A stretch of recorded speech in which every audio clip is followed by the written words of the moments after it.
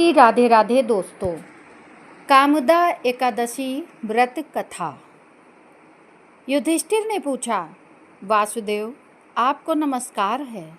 कृपया आप ये बताइए कि चैत्र शुक्ल पक्ष में किस नाम की एकादशी होती है।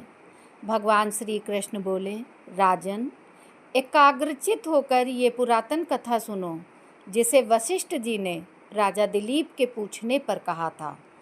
वशिष्ठ जी बोले, राजन, चैत्र शुक्ल पक्ष में कामदा नाम की एकादशी होती है। वह परम पुण्यमयी है। पाप रूपी ईंधन के लिए तो वह दावानल ही है। प्राचीन काल की बात है। नागपुर नाम का एक सुंदर नगर था, जहाँ सोने के महल बने हुए थे। उस नगर में पुंडरीक आदि महाभयंकर नाग निवास करते थे। पुंडरीक नाम का नाग उन दिनों वहाँ राज्य करता था। गंधर्व, किन्नर और अप्सराएं भी उस नगरी का सेवन करती थीं। वहाँ एक श्रेष्ठ अप्सरा थी, जिसका नाम ललिता था। उसके साथ ललित नाम वाला गंधर्व भी था। वे दोनों पति पत्नी के रूप में रहते थे। दोनों ही परस्पर काम से पीड़ित रहा करते थे। ललिता के हृदय में सदा पति की ही मूर्ति बसी रहती थी, और ललित के हृदय में सुंदरी ललिता का नित्य निवास था। एक दिन की बात है।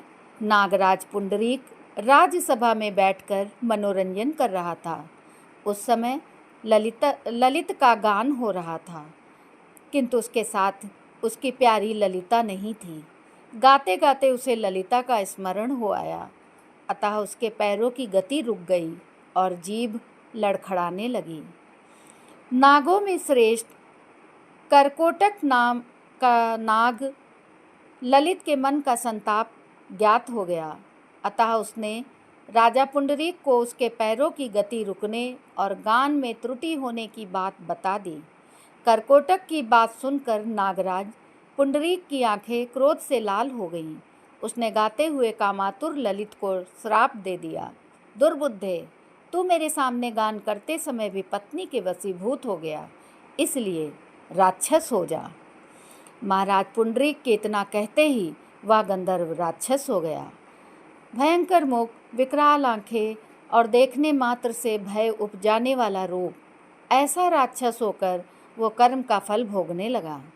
ललिता अपने पति की विकराल आकृति देख मन ही मन बहुत चिंतित हुई। भारी दुख से वह कष्ट पाने लगी। सोचने लगी, क्या करूं, कहाँ जाऊं, मेरे पति पाप से कष्ट पा रहे हैं। वह रोती हुई घने जंगलों में पति के पीछे पीछे घूमने लगी। वन में उसे एक सुंदर आश्रम दिखाई दिया, जहाँ एक मुनि शांत बैठे हुए थे। किसी भी प्राणी के साथ उनका वैर विरोध नहीं था। ललिता शीघ्रता के साथ वहां गई और मुनि को प्रणाम करके उनके सामने खड़ी हुई। मुनि बड़े दयालु थे। उस दुखनी को देखकर वे इस प्रकार बोले, शुभे, तुम कौन हो, कहाँ से यहाँ आई हो, मेरे सामने सच सच बताओ। ललिता ने कहा, महामुने, वीरधनवा नाम वाले एक गंधर्व हैं। मैं उन्हीं महात्मा की पुत्री हूँ। मेरा नाम ललिता है। मेरे स्वामी अपने पाप दोष के कारण राक्षस हो गए हैं। उनकी यह अवस्था देखकर मुझे चैन नहीं है। हे ब्राह्मण, इस समय मेरा जो कर्तव्य हो वह बताइए। विप्रवर, जिस पुण्य के द्वारा मेरे पति राक्षस भाव से छुटकारा पा जाएं, उसका उपदेश कीजिए। ऋषि बोले, भद्रे, इस समय चैत्र मास के शुक्ल पक्ष की कामदा नामक एकादशी तिथि है, जो सब पापों को हरने वाली और उत्तम है। तुम उसी का विधि पूर्वक व्रत करो, और इस व्रत का जो पुण्य हो उसे अपने स्वामी को दे डालो। पुण्य देने पर क्षण भर में ही उसके श्राप का दोष दूर हो जाएगा। राजन, मुनि का ये वचन सुनकर ललिता को बड़ा हर्ष हुआ। उसने एकादशी को उपवास करके द्वादशी के दिन उन ब्रह्मऋषि के समीप ही भगवान वासुदेव के समक्ष अपने पति के उद्धार के लिए यह वचन कहा, मैंने जो ये कामदा एकादशी का उपवास किया है, उसके पुण्य का प्रभाव मेरे पति को मिले, जिससे कि उनका राक्षस भाव दूर हो जाए। वशिष्ठ जी कहते हैं, ललिता के इतना कहते ही उसी क्षण ललित का पाप दूर हो गया। उसने दिव्य देह धारण कर लिया, राक्षस भाव चला गया और पुनः गंधर्वत्व की प्राप्ति हुई। नृपश्रेष्ठ, वे दोनों पति पत्नी कामदा के प्रभाव से पहले की अपेक्षा और अधिक सुंदर रूप धारण करके विमान पर आरूढ़ होकर अत्यंत शोभा पाने लगे। ये जानकर इस एकादशी के व्रत का यत्नपूर्वक पालन करना चाहिए। मैंने लोगों के हित के लिए तुम्हारे सामने इस व्रत का वर्णन किया है।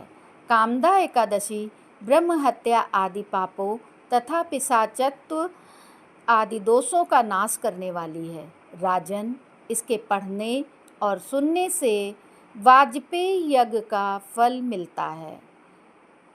अब कथा यहाँ पे समाप्त होती है। बोलिए एकादशी माता की जय हो, जय श्री विष्णु भगवान की जय हो। इसके बाद सभी लोग कथा सुनने के बाद अपने घर में आरती कर लें और भोग वगैरह लगा करके तब उठें। राधे राधे दोस्तों, आपको ये कथा कैसी लगी हमें कमेंट करके अवश्य बताइएगा और मेरे चैनल को सब्सक्राइब करिएगा। धन्यवाद दोस्तों।